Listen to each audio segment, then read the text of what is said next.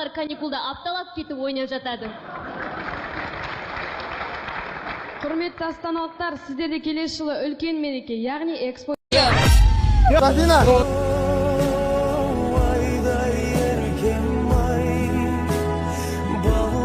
Стоматолог бар ма сізде жалпы? Негізі бар ғой, стоматолог достарым өте көп.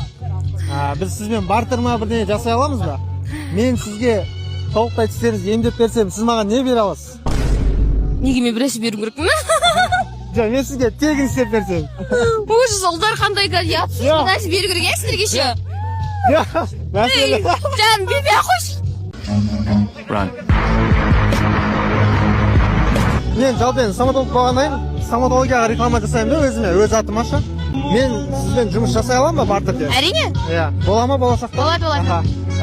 Онда сізді клиникаға шақырамын арнайы.